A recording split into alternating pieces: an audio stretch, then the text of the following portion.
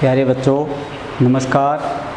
पिछले वीडियो में हम पढ़ रहे थे घन और घनाभ के बारे में। तो घन के सारे सूत्र और घनाभ के सारे सूत्र लिखाए, उनकी परिभाषा बताई। अब हम पढ़ेंगे बेलन के बारे में। तीसरा टॉपिक है हमारा बेलन। तो बेलन का पृष्ठीय क्षेत्रफल ये होता है, बेलन का वक्र पृष्ठ है, बेलन का वक्र पृष्ठीय भाग। ये जो बीच बीच का भाग है इसका, यानी बेलन इस मार्कर के आकार का होता है, जो ऊपर और नीचे से वर्ताकार होगा और बीच में से गोल होगा। तो इस प्रकार की आकृति बेलन कहलाती है। बेलन के जो बीच बीच का जो भाग है उसको वक्र पृष्ठ बोलते हैं। और बेलन के वक्र पृष्ठीय भाग का क्षेत्रफल है, इसका सूत्र होता है 2 पाई आर और एच। यहाँ पर ये पाई शब्द आया है, ये ग्रीक भाषा का अक्षर होता है और पाई का मान होता है 22/7 या 3.14। पाई जो शब्द है ये ग्रीक भाषा का अक्षर है, इसका मान होता है 22/7 या 3.14। और पाई होता है परिधि बटे व्यास, यानी कि इसके अंदर बेलन में जो वर्ताकार भाग होता है उसकी परिधि और बटे में इसका व्यास अगर लगाएं तो इसका मान होता है पाई, यानी कि इसका मान सदैव ही आएगा 22/7। जब भी हम किसी वर्त की परिधि के अंदर व्यास का भाग लगाएंगे तो पाई प्राप्त होता है, यानी कि 22/7 मान प्राप्त होता है और इसको संकेत के रूप में पाई लिखा जाता है। इसके बाद बेलन का चाहे ऊपरी भाग ले लें, इसको टॉप बोलते हैं, और चाहे नीचे का भाग ले लें, इसको बॉटम बोलते हैं। अब दोनों में से किसी का भी क्षेत्रफल निकालें, दोनों ही भाग वर्ताकार होते हैं। यहाँ पर तो ज़रूर चपटे दिखाई दे रहे हैं चित्र में तो, लेकिन इसमें देखिएगा ये सामने वाला भाग जो है ये वर्ताकार है और ये भाग भी देखेंगे तो वर्ताकार ही होता है। दोनों ही भाग वर्ताकार हैं। अगर इनके क्षेत्रफल की बात करें, चाहे बॉटम के क्षेत्रफल की बात करें चाहे टॉप के क्षेत्रफल की बात करें, ये वर्त होता है और वर्त का क्षेत्रफल पाई आर स्क्वायर होता है। तो पाई आर स्क्वायर इसका क्षेत्रफल हो गया, पाई आर स्क्वायर इसका क्षेत्रफल हो गया ऊपर वाले का, और ये बीच में जो भाग है इसका क्षेत्रफल आपने अभी अभी वक्र पृष्ठ का पढ़ा ही है, ये 2 पाई आर एच हो गया। तो ये बेलन 3 भागों में विभाजित हो गया। एक ऊपरी भाग टॉप, नीचे का भाग बॉटम और बीच का भाग बेलन का वक्र पृष्ठीय भाग। अब नीचे वाले भाग का क्षेत्रफल निकालें तो भी पाई आर स्क्वायर, ऊपर वाले भाग का क्षेत्रफल निकालें तो भी पाई आर स्क्वायर, क्योंकि दोनों ही वर्त हैं। और बीच वाला भाग है उसका क्षेत्रफल 2 पाई आर एच। अब देखिए बेलन का संपूर्ण पृष्ठीय क्षेत्रफल निकालना हो, संपूर्ण पृष्ठीय क्षेत्रफल अगर हमें ज्ञात करना हो तो इसका सूत्र होता है 2 पाई आर एच प्लस में आर। ये कैसे बनता है कि संपूर्ण होता है, पूरे बेलन को जोड़ दिया जाए तो इसको 2 pi r h plus 1 pi r square ये है, 1 पाई आर स्क्वायर ये है, दोनों को जोड़ दें तो ये बनेगा 2 पाई आर की स्क्वायर। अब देखिए दोनों में 2 पाई आर कॉमन आ रहा है, 2 पाई आर को कॉमन ले लें, यहाँ से 2 पाई आर कॉमन ले लिया, इतना 2 पाई आर ये बाहर निकल जाएगा तो एच बचेगा। यहाँ से देखिए 2 पाई से 2 पाई कट जाएगा, आर का आर स्क्वायर में भाग देंगे तो आर आ जाएगा, यानी बेलन का संपूर्ण पृष्ठीय क्षेत्रफल हो जाएगा 2 पाई आर एच प्लस में आर। ये कैसे बन गया इसके बारे में मैंने बता दिया आपको कि ये वक्र पृष्ठ है, ये ऊपर वाला भाग और ये नीचे वाला भाग जोड़ करके ये पूरा बेलन बन गया संपूर्ण पृष्ठ, और ये हो गया संपूर्ण पृष्ठीय क्षेत्रफल का सूत्र। अब बेलन के आयतन की बात करें तो देखें बेलन का आयतन बेलन का आयतन। बेलन भी नीचे से ऊपर तक एक समान आकृति होती है। जैसे पिछले वीडियो में आपको घन और घनाभ के बारे में बताया था कि आधार के क्षेत्रफल को यदि हम ऊंचाई से गुणा कर दें, आधार के क्षेत्रफल को यदि हम ऊंचाई से गुणा कर दें तो आयतन प्राप्त होता है। तो जैसे घन का बताया था कि भुजा गुणा भुजा आधार का क्षेत्रफल है, उसको ऊंचाई यानी भुजा से गुणा करते ही भुजा की क्यूब बन जाता है, तो वो हो जाता है घन का आयतन। इसी प्रकार से घनाभ का आधार का क्षेत्रफल लंबाई गुणा चौड़ाई होता है, उसको ऊंचाई से गुणा कर दें तो घनाभ का आयतन हो जाता है। और इसी प्रकार बेलन के आधार का क्षेत्रफल देखिए, आधार है, वर्त है, वर्त का क्षेत्रफल पाई आर स्क्वायर होता है, इसको ऊंचाई से गुणा करते ही आयतन का सूत्र हो जाता है। यानी तो बेलन का आयतन हो गया पाई आर स्क्वायर और इसको ऊंचाई से गुणा कर देंगे एच, तो ये आ गया बेलन का आयतन पाई आर स्क्वायर एच। अब बेलन के बाद खोखला बेलन आता है हमारे पास। बेलन एक तो सीधा बेलन होता है और एक होता है खोखला बेलन। जो पाइप वगैरह देखे होंगे आपने, बीच में से खोखले होते हैं और ऊपर उनके कवर होता है, वो खोखले बेलन का एग्जाम्पल होता है। तो देखिए इस प्रकार से खोखला बेलन हमारे पास होता है, जिसमें अंदर से वो खोखला होता है ऐसे।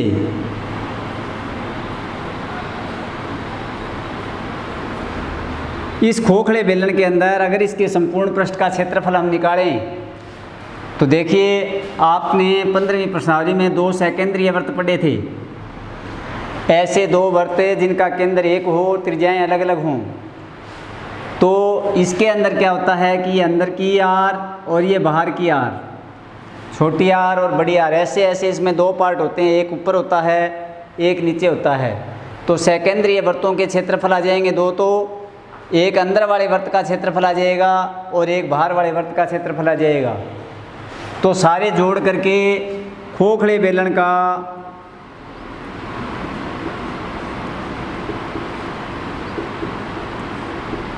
संपूर्ण पृष्ठीय क्षेत्रफल बनेगा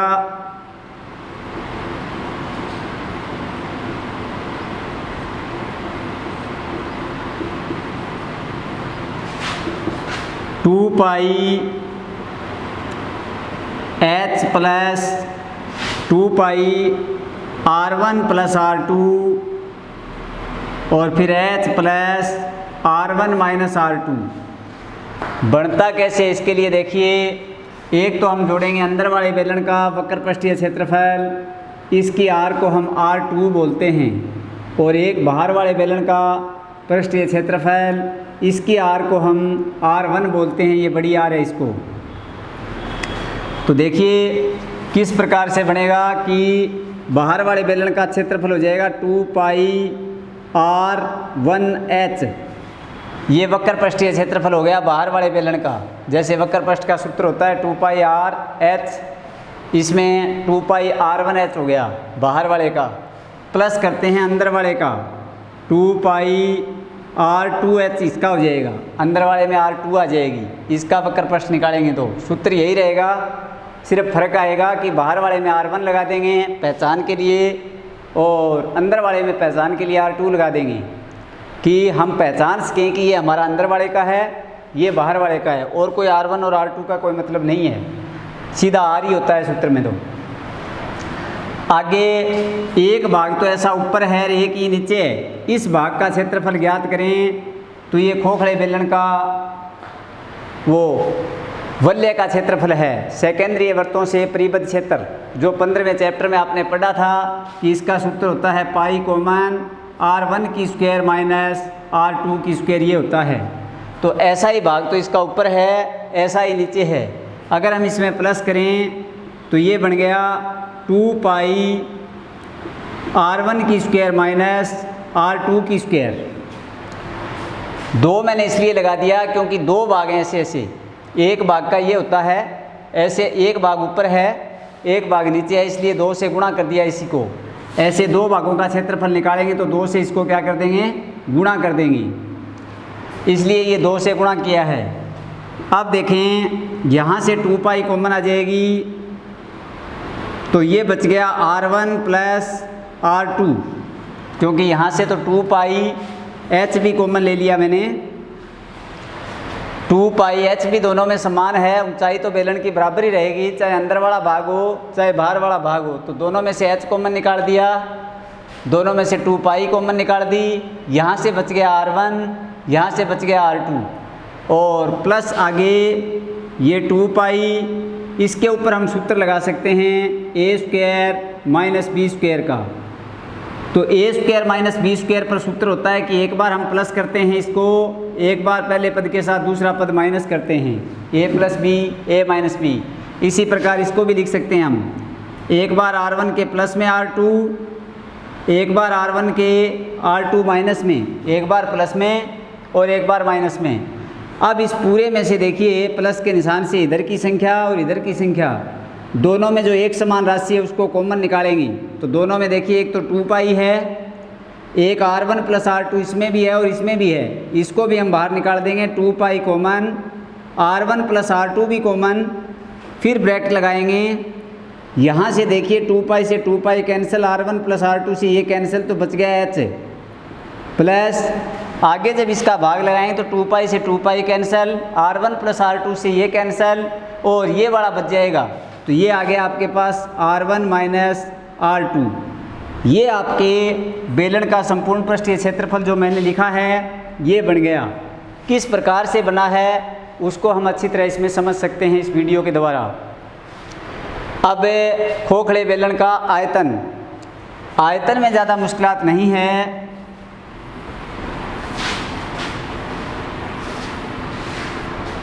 खोखले बेलन का आयतन,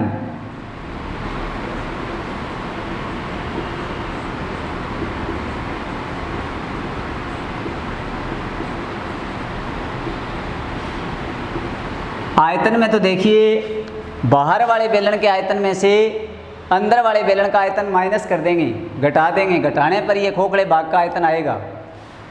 तो कोई से भी बेलन का आयतन हो पाई R स्क्वायर H होता है, और घटाना है आपको बाहर वाले में से अंदर वाले का आयतन। तो बाहर वाले के तो R1 लग जाएगी, अंदर वाले के R2 लग जाएगी, घटाना है। घटाओगे तो देखो 2, ये पाई दोनों में है ये कॉमन आ जाएगी, H दोनों में है ये भी कॉमन आ जाएगा, पाई दोनों में है ये कॉमन आ जाएगा, H दोनों में है इसको कॉमन निकाल देंगे। यहाँ बच गया R1 की स्क्वायर, यहाँ बच गया R2 की स्क्वायर, यानी कि सीधा सूत्र हो गया खोखले बेलन का आयतन पाई कॉमन ब्रैकेट R1 की स्क्वायर माइनस R2 की स्क्वायर इंटू H। ये हो गया खोखले बेलन का आयतन। अब हम पढ़ेंगे गोले के बारे में। हमारा चौथा टॉपिक है गोला।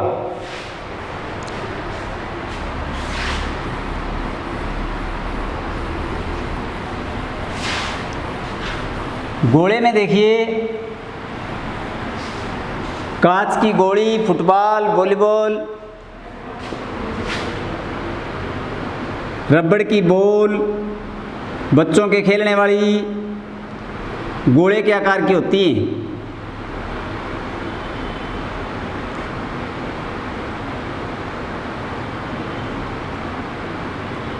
इस प्रकार से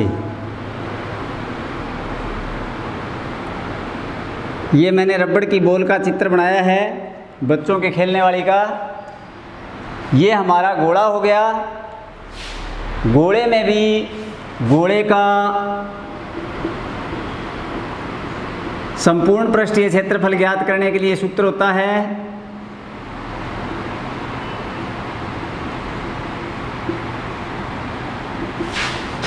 चार पाई आर की स्क्वायर, 4 इंटू पाई आर की स्क्वायर, और एक होता है गोले का आयतन।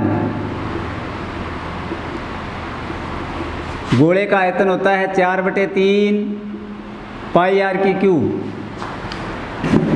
गोले में दो सूत्र लगते हैं, एक गोले का संपूर्ण पृष्ठीय क्षेत्रफल और एक गोले का आयतन। गोले में वक्र पृष्ठ नहीं होता। गोले के बाद जैसे कि आपने टूटी हुई कांच की गोली देखी होगी या फिर कटा हुआ नींबू देखा होगा, इस प्रकार से एक कटोरी के आकार की आकृति बनती है जिसको हम बोलते हैं अर्धगोला, आधा गोला। इसमें वक्र पृष्ठ अलग होता है और संपूर्ण पृष्ठ अलग होता है। ये जो भाग ऊपर वृत्ताकार भाग दिखाई दे रहा है ये पूरे गोले में कभी दिखाई नहीं देता हमें, ये टूटने के बाद भाग निकलता है। ये भाग बाद में निकलता है जब गोला टूट जाता है, जब अर्धगोले में विभाजित होता है। पूरे गोले में ये पार्ट नहीं होते। अर्धगोले के अंदर वक्र पृष्ठ अलग निकल जाता है और संपूर्ण पृष्ठ पूरा हो जाता है। ये तो वक्र पृष्ठ तो होता है गोले का आधा, अर्धगोले का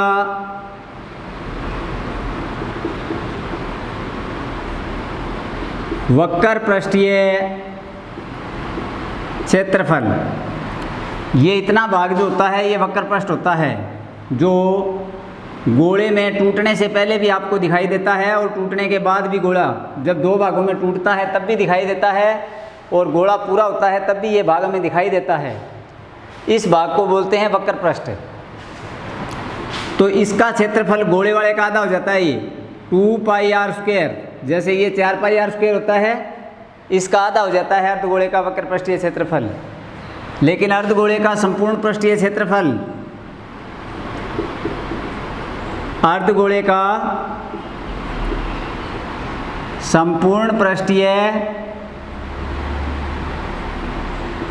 क्षेत्रफल, इसमें क्या होता है कि एक वर्ताकार भाग जो ऊपर और निकलता है टूटने के बाद, उसका क्षेत्रफल और प्लस किया जाता है। जैसे इसका हो गया 2πr², ये वर्ताकार भाग है, इसका क्षेत्रफल हो गया πr²। पूरे गोले का करें तो दोनों जुड़ जाएंगे, यानी 2πr² प्लस में πr² तो 2πr और 1πr जोड़ेंगे तो 3πr²। गोले का संपूर्ण पृष्ठीय, अर्धगोले का संपूर्ण पृष्ठीय क्षेत्रफल होगा। ये क्वेश्चन इम्पोर्टेंट होता है, ये सूत्र कई बार एग्जाम में पूछा जाता है कि अर्धगोले का संपूर्ण पृष्ठीय क्षेत्रफल ज्ञात करने का सूत्र बताएं। तो ये 3πr² होता है, क्योंकि एक वर्ताकार भाग जो निकलता है टूटने के बाद उसका और प्लस करना पड़ता है गोले के आधे भाग में। अब अर्धगोले का आयतन, अर्धगोले का आयतन, अर्धगोले का आयतन होता है गोले का जो आयतन है उसका आधा, 2/3 πr³। ये तो हो गया गोला और अर्धगोला। गोले और अर्धगोले के आयतन और क्षेत्रफल पर 5 सूत्र लगते हैं। इसके बाद खोखले अर्धगोले की और खोखले गोले की बात करेंगे। तो देखते हैं खोखला गोला कैसा होगा। तो इस प्रकार से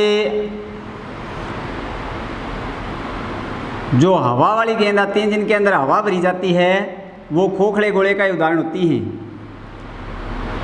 इस प्रकार से ये भाग इसका खोखला होता है और ये भाग जो है ये किसी धातु से बना होता है। तो देखिए खोखले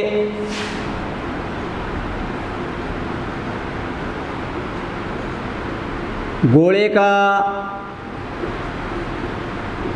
आयतन, तो बाहर वाले गोले में से अंदर वाला गोला घटा देंगे तो खोखले का आयतन आएगा। जैसे बाहर वाले गोले का आयतन 4/3 πr³ हो गया, इसमें से घटाएं अंदर वाले का 4/3 πr³। लेकिन इसकी आर बड़ी होती है बाहर वाले की, अंदर वाले की आर छोटी होती है, इसलिए इसको बड़ी आर को R1 बोलते हैं, इसको R2 बोलते हैं। तो इसको बड़ी आर लिख रहा हूँ मैं यहाँ, बड़ी आर और छोटी आर भी हम लिख सकते हैं।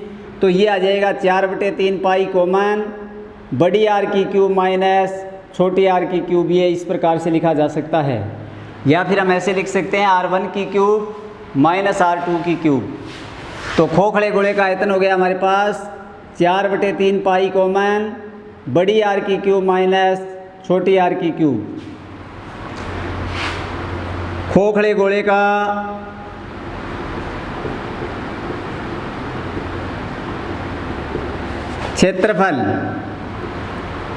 क्षेत्रफल में दोनों ही गोलों का क्षेत्रफल प्लस हो जाएगा। इस गोले का क्षेत्रफल निकालेंगे बड़े का तो 4 पाई आर बड़ी की स्क्वायर प्लस अंदर वाले गोले का आयतन निकालोगे तो ये आ जाएगा 4 पाई आर की स्क्वायर।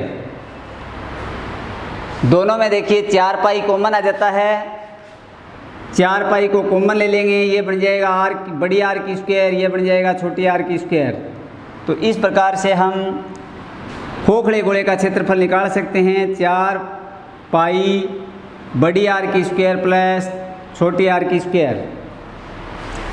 इसके बाद खोखले अर्धगोले की बात करेंगे हम। ये तो हो गया खोखले गोले का जिस पर 2 सूत्र लगते हैं, एक आयतन का और एक क्षेत्रफल का। खोखला अर्धगोला,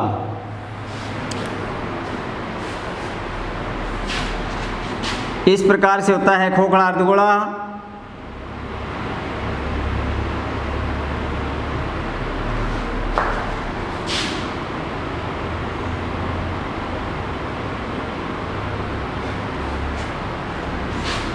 खोखले अर्धगोले का आयतन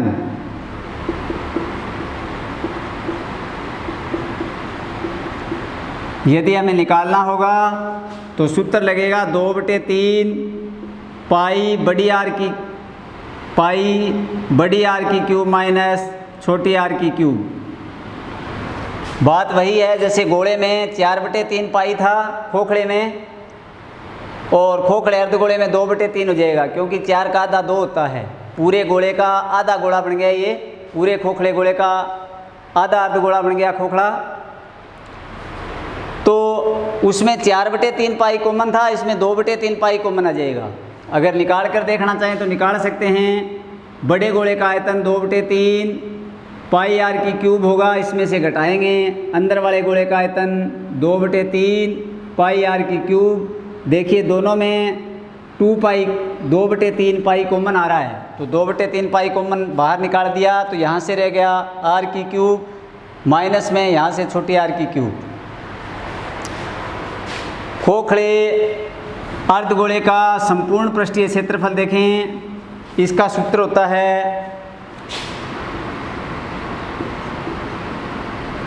खोखले अर्धगोले का संपूर्ण पृष्ठीय क्षेत्रफल। इसका सूत्र होता है पाई कॉमन 3 गुणा बड़ी आर की स्क्वायर प्लस छोटी आर की स्क्वायर। बनाया कैसे जाता है उसके लिए देखिए, इसके ऊपर एक तो वलय है इस प्रकार से, 2 सेकेंद्रीय वृत्तों से परिबद्ध क्षेत्र एक तो इसके ऊपर है। इसका क्षेत्रफल ज्ञात करें तो ये आता है बाहर वाले का पाई आर की स्क्वायर, इसमें अंदर वाले का घटेगा तो माइनस पाई छोटी आर की स्क्वायर। ये तो हो गया इसके वलय का क्षेत्रफल।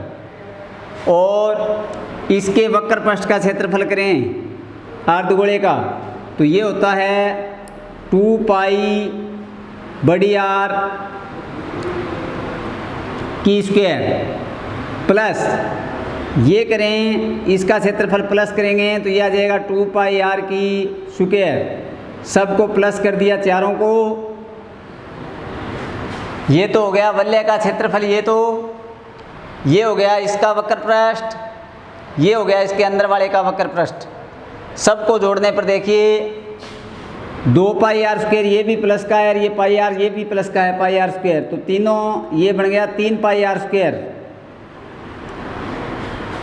ये 2 पाई आर स्क्वायर जो है छोटी आर वाला ये प्लस का है और ये माइनस का है, तो यहाँ से बच जाएगा प्लस का पाई आर की स्क्वायर। अब इन दोनों में देखें पाई कॉमन है, इसको बाहर निकालेंगे, यहाँ से बच जाएगा 3 गुणा आर की स्क्वायर माइनस में यहाँ से पाई बाहर आ चुका है प्लस में, तो यहाँ से बच जाएगा आर की स्क्वायर। ये सूत्र जो है ये इस प्रकार से बन जाएगा। अब हम क्वेश्चनों के बारे में पढ़ेंगे अगले वीडियो में। तब तक के लिए धन्यवाद।